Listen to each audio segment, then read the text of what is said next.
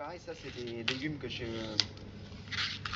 j'aime travailler énormément les légumes dans ma cuisine, même les artichauts, les carottes fan, tout ça, c'est encore moi qui fais parce que je veux que ça qu'il soit beau, qu'il soit belle, qu'il soit bien tourné, qu'il soit bien blanc. J'ai besoin de ça et de le fait de rester au fourneau, ça me permet de continuer à perfectionner mon métier. Et ça me permet aussi de perfectionner ce que je sais bien faire. Et j'ai l'impression que petit à petit, eh bien, chaque chose améliore, progresse naturellement, à condition qu'on ne s'éloigne pas, encore une fois, de son frigo.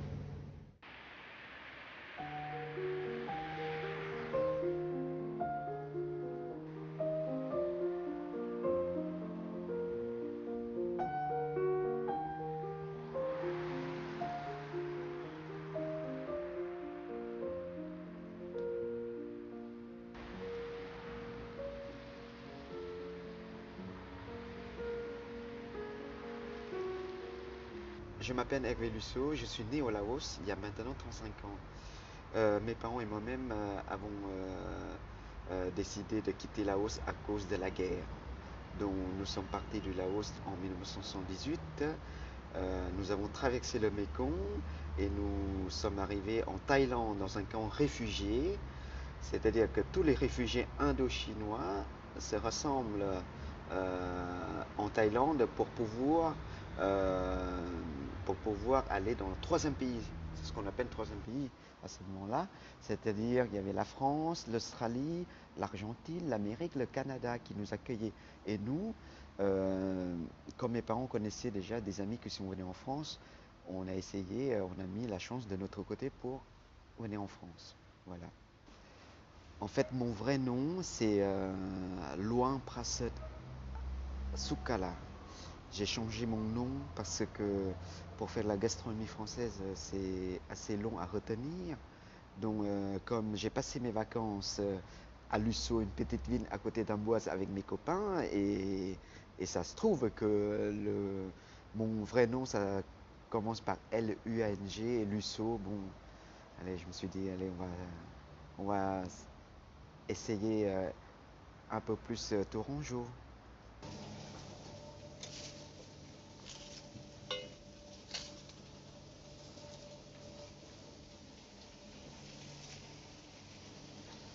Je me souviens toujours quand je suis arrivé en décembre 80, je n'ai jamais vu la neige. On mettait des baskets qu'on a achetées en Thaïlande qui étaient très très fins. On arrivait, on avait froid. Heureusement, il y avait la Croix-Rouge et des amis de mes parents qui sont déjà venus en France, qui nous ont donné des manteaux, etc. Des cousins qui sont venus nous voir, qui nous ont acheté des chaussures, etc. Et je me souviens toujours la neige qui tombait quand je descendais du bus et quand nous sommes atterris à Charles de Gaulle, c'était un souvenir extraordinaire. Même dans l'avion, on ne savait pas comment il fallait manger les plateaux qu'ils nous ont donnés. On ne savait même pas ce que c'est, parce qu'on ne savait pas lire en français, on ne savait pas parler la langue française. On ne savait pas ce que c'est sel, c'est du sel, du sucre, des yaourts. On ne sait pas tout ça.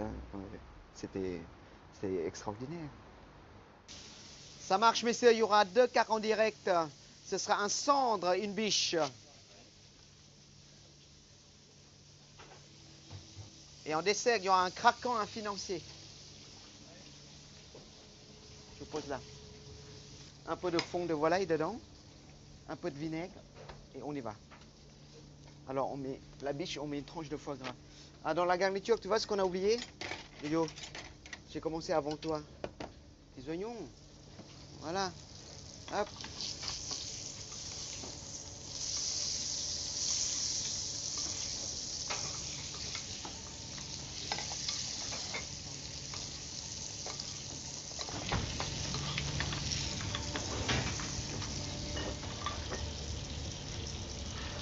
Et qui c'est qui s'occupe de la nage là? On a refusé du monde à cause d'elle? Non. J'en ai refusé 10.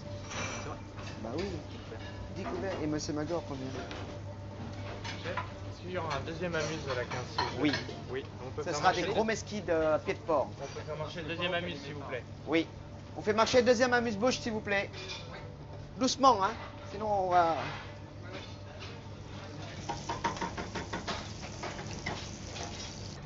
Allez, mousse, mousse. Dépêche-toi parce que ça va être froid, là, chef. Il faut le saucer en 2 fois, pas 10 fois. Et voilà, ça y est, t'as mis partout. C'est pas assez chaud, ça. Allez, la mousse est practacum. Attention, c'est pas assez chaud. Vous envoyez pas assez vite. Allez, on passe la mousse et practacum. Allez, on y va, messieurs. Les entrées de la 11. Allez, plus vite. Belle la nette, s'il te plaît. Voilà. Les 4 feuilletés réservés, s'il vous plaît. Oui. Cloche.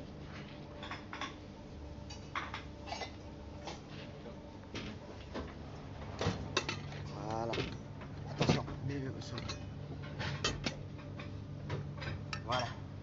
Ça, c'est pour accompagner les tâches, d'accord? Allez, 2 grandes assiettes, s'il te plaît. Oui, non, c'est bon pour vous ou pas? Ok, c'est parfait. J'arrive.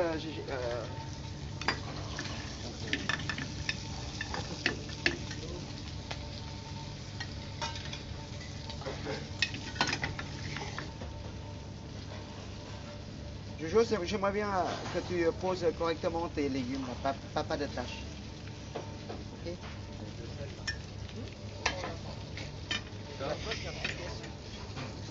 Allez, la cloche. Ouais. Ça marche, messieurs. Il y aura 2 balades, 2 parmentiers sur 2 gélines. Les entrées de la 11, s'il vous plaît. Oui, feuilleté pour 2, s'il vous plaît. Non, la 15. Oui, la biche est...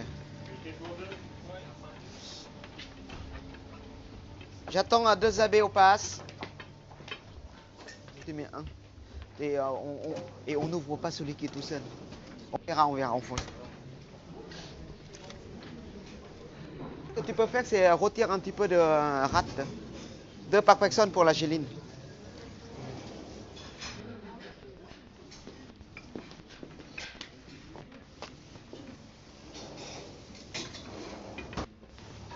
T'as mis quoi, cresson? Bah, cresson, marjolaine, la feuille, là, puis iceberg. D'accord.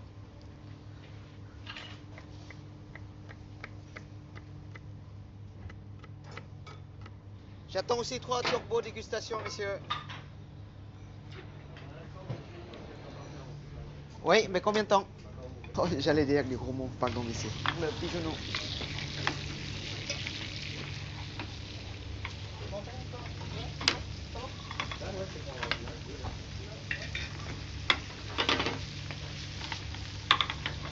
va s'arrêter là, parce que après, ce sera trop cuit. Yo, n'oublie pas de... Yo, arrête de mettre une lamelle avec d'eau, avec de l'huile. Yo.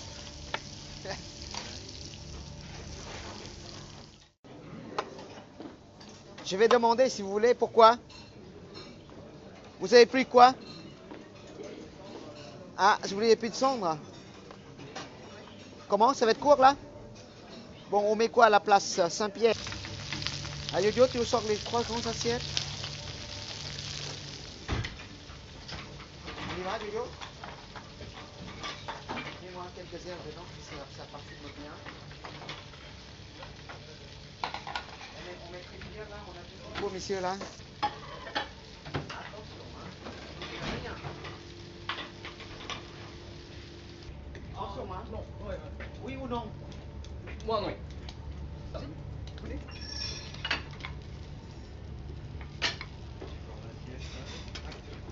Le fleuve de Seine, tout ça c'est bon? Tiens, mais votre voilà. Mais il y en a un qui. Mais avec la cloche, il y en a un qui est dessus.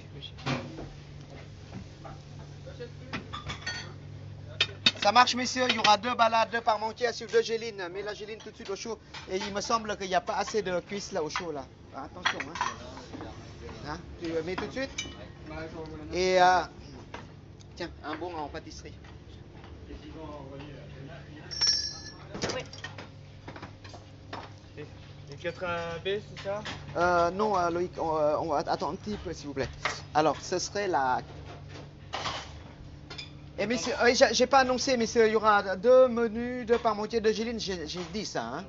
Alors, ça marche encore 2 couverts, une balade, un cac, ça j'ai pas annoncé.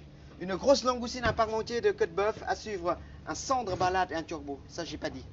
Ah, d'accord. Donc j'ai pas fait partir encore. Hein. Attention, assiette parmentier et assiette de nage, il faut que ça soit très très chaud s'il vous plaît. Un peu de truffe, hein? Hey, allô? Allô? Un peu de truffe hachée sur la parmentier. Comme ça, hein, Hiro? Ok? Comme ça. La 3, s'il vous plaît. La 3? La 3, ça marche déjà, monsieur. 3 turbo. Tiens, on peut enlever 2 AB de la 4. De l'as. Allez, la nage, s'il vous plaît. Practacum aussi.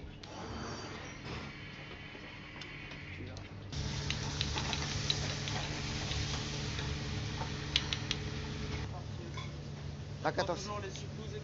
C'est ça, on attend. Oui, on attend simplement la géline qui le centre et qui va sortir. Et derrière, on envoie 3 turbos.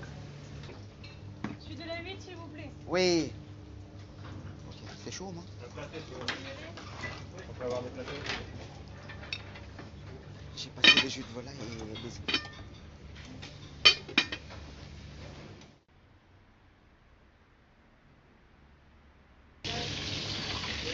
Chaud. Chaud. Et quand même pas que c'est bon. Chaud. Et derrière ça, on parle des 2 assiettes. Ok. Oui. Allez, messieurs, j'attends. Là, messieurs, s'il vous plaît, la 10, on y va, là. 2 turbos, messieurs, 2 gélines. On y va, 2 gélines derrière. Oui. Allez, sors les assiettes, vite, vite, vite. Oh là, las, c'est qu'il y a 2 gélines. Ok, la 10. Sonne, Jojo. Ah non, c'est dégueulasse, là, Jojo, bordel. Là. Toi, tu restes là, nous aider à mettre des herbes, des poivres, là. Fais partir, la 10. Chef, combien de temps là? De quoi? Non, mais donne-moi un rayon. Oh, déjà.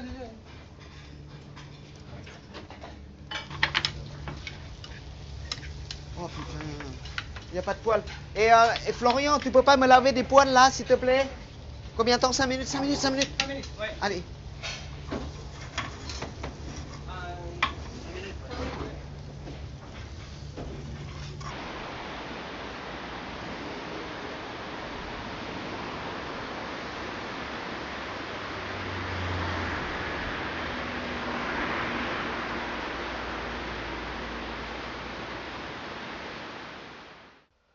Alors l'aventure a commencé en décembre 1981, moment de Noël, peut-être un petit peu de vague à l'âme, et je me dis, il se trouvait que j'avais pas trop de personnes autour de moi et que j'avais envie de faire des cadeaux. C'était Noël. Je m'adresse donc à une personne que j'avais connue dans ma jeunesse, qui était professeur de physique au lycée Descartes à Tours, et qui me dit, bah justement, je m'occupe d'une association qui essaie de venir en aide aux boat people, aux Asiatiques déracinés, et je peux vous mettre en contact avec une famille qui vient d'arriver en Touraine, qui est un peu perdue et qui a besoin de secours. Bien. Donc elle me donne les coordonnées de la famille Luang Prasut, puisque le vrai nom d'origine d'Hervé, c'est Luang Prasut. Elle me donne les coordonnées et me voilà parti avec un ballon, des jeux, différents cadeaux à Amboise, puisque cette famille avait été hébergée à Amboise. Et le contact a été très chaleureux dès l'ouverture de la porte, je dirais, alors qu'ils étaient à peine prévenus, ils ne savaient pas qui est arrivé, pourquoi et comment. Et il faut savoir qu'à cette époque-là, Hervé avait à peine 12 ans. Et les plus petits avaient, pour le plus petit, 5 ans, 5-6 ans. Hein. Et j'ai fondu tout de suite pour me dire, bah, peut-être qu'une relation plus approfondie et une continuité dans notre relation pourrait avoir lieu. Du coup, comme j'habitais pas loin d'Amboise, que j'habite toujours d'ailleurs pas loin d'Amboise, le dimanche d'après, je suis retourné les voir, et puis le dimanche d'après, je suis venu les chercher, ils sont venus à la maison, Et une habitude s'est prise petit à petit de façon hebdomadaire, se voir tous les dimanches, soit à Amboise, soit chez moi à Bléré. Et de fil en aiguille, ces enfants-là sont presque devenus mes enfants. Hervé n'était pas très bon à l'école. Donc, au moment du brevet, à l'époque c'était le brevet, il avait 14 ans, à l'école, on m'a conseillé de peut-être l'orienter vers une activité plus professionnelle. Et c'est à ce moment-là que la décision a été prise d'envoyer Hervé en apprentissage. Alors, quel apprentissage? Il n'avait pas, à mes yeux, de talent particulier. Et c'est lui qui, après quelques jours de réflexion, a dit « j'aimerais bien me lancer dans la cuisine ». Il m'a dit, voilà, tu veux faire la cuisine? J'ai le mari de ma secrétaire qui est cuisinier au Fouquet, chez M. Casanova. Tu fais un stage? J'ai dit oui. Je suis allé en stage pendant 2 mois. C'est là que j'ai décidé de faire un CAP. Ça s'est déclenché comme ça. Et il m'a laissé 10 ans. Comme tous les cuisiniers, on avait tout le monde, à mon avis, tout le monde avait envie de se mettre à son compte. Donc je parcourais à droite, à gauche, je ne sais pas ce que c'est un bilan, je veux me mettre à mon compte, s'exprimer ce que je sais faire. Et puis un jour, en 1995, il m'a dit, écoute, Hervé, il y a un restaurant Charles Barrier à vendre à Tours. Moi, j'ai 50 ans, j'ai l'argent, j'ai l'héritage à vous donner. Est-ce que vous préférez acheter une Porsche, un appartement dans le sud de la France, ou il y a un restaurant à vendre à Tours? Mais ce que je ne savais pas, il a négocié depuis 4 ans. Ça, il ne m'a jamais dit. Et c'est au bout de 10 ans, il me dit. Et chaque fois, quand je voulais acheter une affaire, j'avais 0 francs, je l'appelle, il venait avec moi, il me dit non, non, c'est pas bon. Association, c'est pas bon, sinon il faut tes 51. Toi, tu es plus fort que lui, donc si tu mets 49, de toute façon, dans les affaires, quand tout va bien, mais quand tout va mal, il faut faire le chèque. Il faut que quelqu'un décide. Et le 15 janvier, j'étais là. Il m'a laissé tout seul débrouiller. Hein. Et évidemment, c'était un choc. Tout, moralement, tout. Je ne sais pas ce que c'est, payer les charges, payer la TVA, de passer la cuisine à l'incendance qui est très moderne, à la cuisine Charles Barrier qui est oméga classique.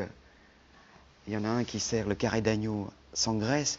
Charles Barrier servait le carré d'agneau avec la graisse, avec la chapelure de persil d'ail encore. Ça coïncidait pas là. J'ai dit, attendez les gars, où est-ce qu'on va? Donc il fallait, je m'adapte, etc. Donc je mets un peu à l'incendance, un peu de Charles Barrier, un peu de mon instinct. Donc petit à petit, j'ai fait ma cuisine, etc.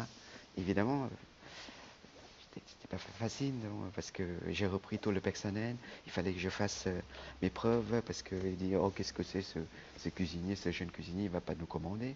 Donc le dimanche, au lieu d'aller s'amuser, j'apprenais à faire du pain, j'apprenais à faire la pâtisserie, etc.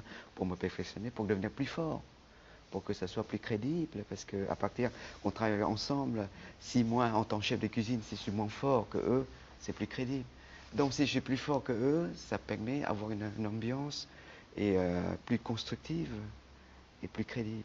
Et à partir de là, je travaille sur ce point-là. J'ai dit, bon, au lieu d'arriver à 8 heures en cuisine, j'arrive plus tôt. Le dimanche, je note les recettes, je fais des essais, etc. Alors 98, 99, tout le week-end, le vendredi, samedi, c'était la queue. Les gens font la queue au bar le midi, c'était un succès sans faire la publicité. Donc ça m'a permis de rebondir et tout de suite j'ai gagné une étoile au guide Michelin en mars 98. J'ai dit c'est bon, c'est parti pour 10 ans. Alors je vous assure que ça m'a donné une énergie incroyable. Il faut rappeler quand même, en 96 et 97, j'en ai souffert ici. Et j'ai failli me suicider. Comme tous les hommes, comme tous les humains, à mon avis, quand on a 18 ans et 35 ans, ou 40 ans, quand on rencontre des difficultés, on ne sait pas, c'était tout noir, parce que on ne sait pas, parce qu'il y a tellement de choses à faire dans ce métier, il faut gérer financièrement, la cuisine, etc. J'en ai parlé avec mon parrain, j'ai dit, voilà, j'en peux plus ici. Il me dit, c'est rien. Ah, quand il m'a dit ce mot-là, c'est rien. Ah, j'ai dit, bah, c'est vrai, c'est rien. Ah, c'était fort le mot. C'est rien à ton âge, il m'a dit. Ça, il faut reconnaître quand même que euh, la, le peuple français, on peut pas les oublier parce que on est arrivé, on avait un appartement, ils nous ont donné des lits, on a reçu des lits, l'hôpital, on était contents. Vous voyez, même s'il n'y avait pas des lits pour tout le monde, on dormait côte à côte. On était content d'avoir de l'eau, d'avoir la lumière, d'être à l'abri, parce que dans le camp de réfugiés, c'était pas ça. On a pris des cadeaux, on était content, on a pris ce qu'ils nous ont donné, tout simplement. On n'est pas des gens qui veulent toujours plus, etc. Parce qu'on n'a pas été éduqués comme ça. Et ce qui est difficile aussi, il faut rappeler quand même que c'est pour les parents. Les parents ne parlaient pas français. Ma maman faisait des hameçons, elle fait des hameçons pour une entreprise, et elle gagnait à cette époque-là, je me souviens, 600 francs. Hein, je me souviens toujours.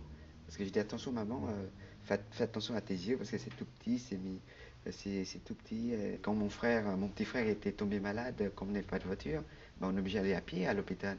Et c'était pas tout près, c'est 5 km et il portait sur le dos. Et on avait les larmes aux yeux. Hein. Ah oui, je vous assure.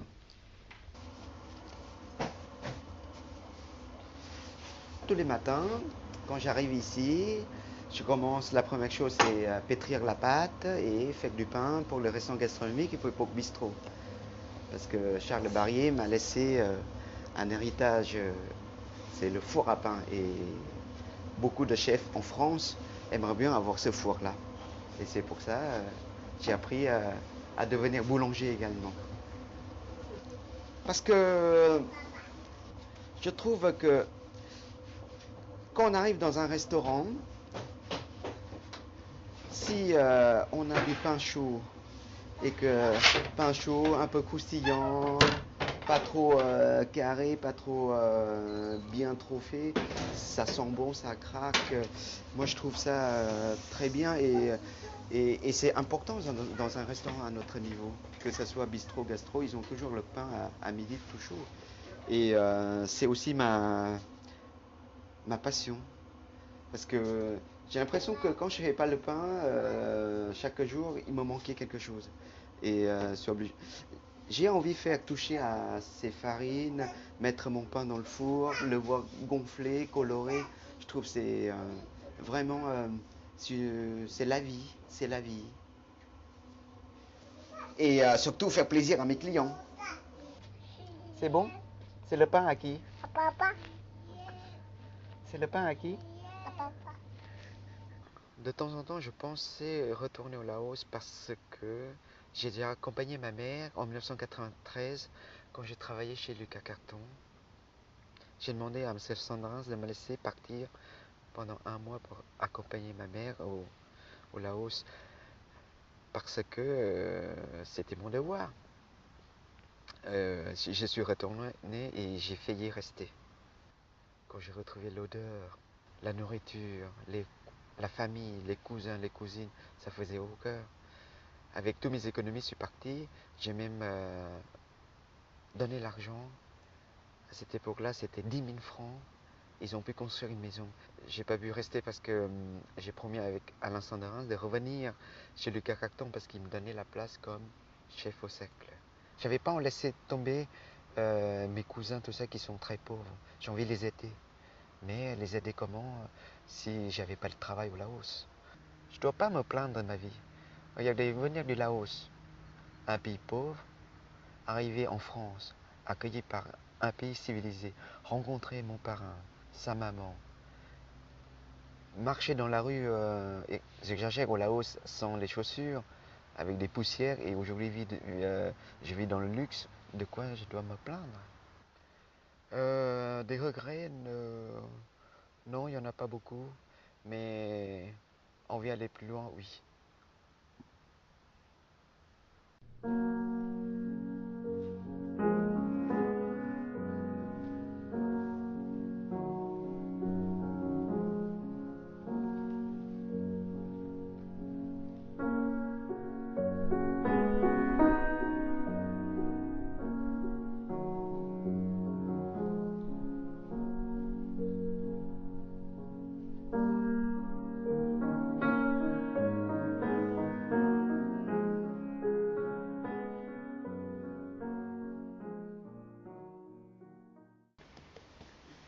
Ça, c'est pas bien ce que tu as dit.